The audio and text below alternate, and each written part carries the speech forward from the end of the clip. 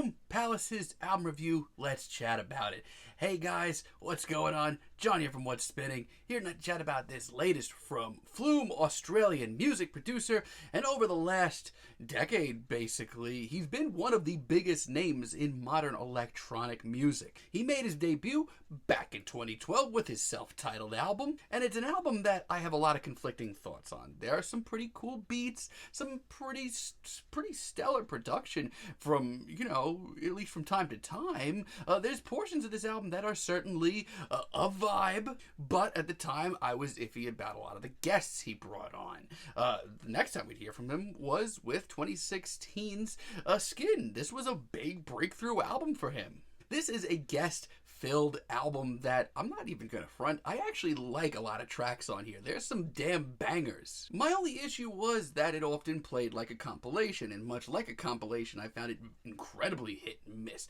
There were great pop anthems, and then there were tracks that I forgot about 30 seconds later. And his two follow-up Skin companion EPs, I actually thought had some pretty decent material on them, especially in the features section, but I still wasn't like completely invested with Flume, even though I will say this, the one positive that I can say about him is, if you haven't seen his live festival performances, they are pretty legit and pretty awesome. But the last time we heard from Flume, he took a real turn for the wonky with his Hi, This Is Flume mixtape. And honestly, it was really interesting. It was bubbly, genuinely experimental. It took a lot from the PC music camp as well. It also had features from the likes of Sophie and JPEG Mafia. This was a real left turn, and I had a lot of fun with it. And honestly, I've been really curious to see where he was going to go next. And from the sound of these new singles, he is back in collab mode, but that's not always a bad thing. I mean, for a more standard album from Flume, it's definitely an improvement overall. Say Nothing featuring Maya is honestly pretty good. I mean, yes,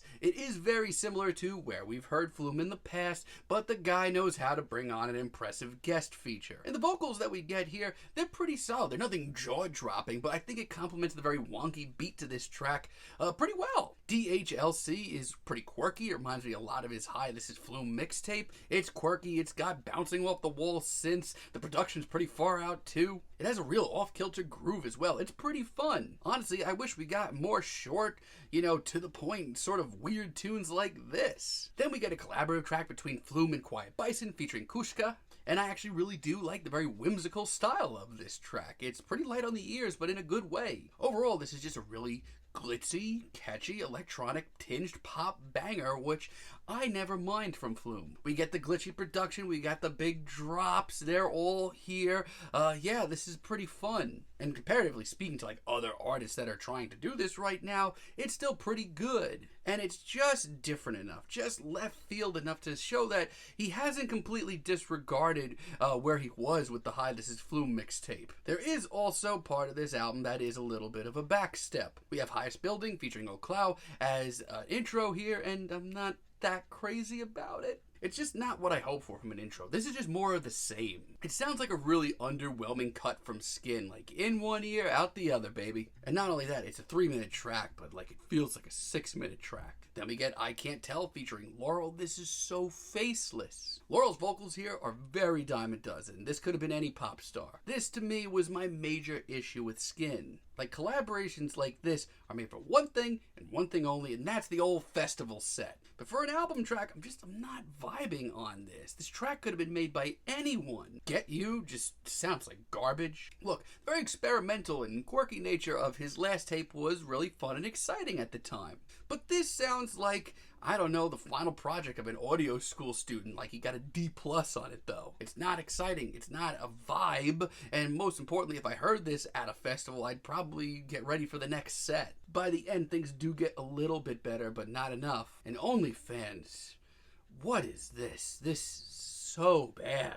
This is unlistenable. This, to me, sounds like Flume has listened to all the material on Sophie's Oil of Every Pearl's Unsides and just said, yeah, we're going to do that, but it's not nearly as, courageous and adventurous and epic. Listen, the bulky beat is fine, but everything else about this track is a freaking mess. It's the worst track here. Love Light isn't the worst sin committed here. As a matter of fact, the beat and the production are both super slick. It's this asinine vocal line that keeps repeating that just has like ingrained itself in my memory, but not in a good way. I really do wish I can get around it. Like if this was a straight up instrumental, I'd probably be all over this. And with tracks like Go, I just feel like we've been here before. A lot of it too, a lot of this track. I mean, the beat, it's fine. My toe was certainly tapping, but everything else about this track, it's all sizzled, no steak. In one ear, out the other. This could have been any DJ on the market. It's a mixed bag. It's a mixed bag of an album, but there is still a lot to like. Jasper's song is a nice little interlude. It's certainly not what you would expect from Flume. This is a sort of left field experimental piano piece, but it's actually really nice on the ears, and it breaks the album up. Hollow, featuring Emma Louise, just another really solid electronic tinged pop tune. It's got a warm rhythm, some really solid productions, it's very colorful, and Emma Louise sounds really passionate. And while you can argue that a track like this is Flume on cruise control, I might even dance to this. Then we get Sirens featuring Caroline Polachek. This is a collaboration made in heaven. It is done so well between this very quiet instrumental, the slick production, and Caroline's vocal performance, which is ridiculous. It's easily the most epic track here, and the production and the beat is some of the most left field and genuinely experimental stuff here. It's like he actually learned something from the Hi This Is Flume mixtape.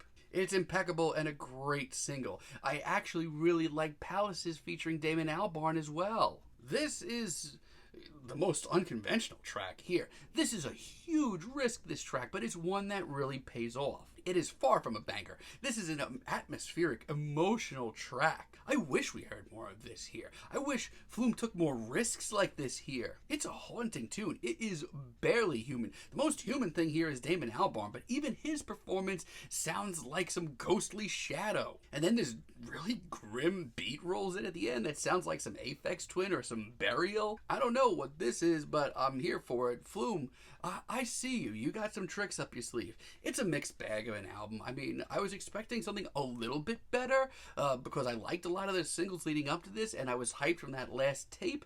But at the end of the day, much like Skin, this is a mixed bag. Flume knows how to bring in vocal guests for a big pop anthem, and clearly he still has a little experimental juice left in him as well. It's really the consistency of this album. When this album gets bad, it gets downright unlistenable to the point where, like, it's just obnoxious and grating. But there's also a lot of very good material on here. I digress. It's a very, very mixed bag. I'm feeling a strong 6 on this album, but let me know what you guys think down below. If you liked the video, be sure to give us a like, give us a subscribe, and let me know down below what you would like for me to chat about in the future. And until next time, have a great day, guys.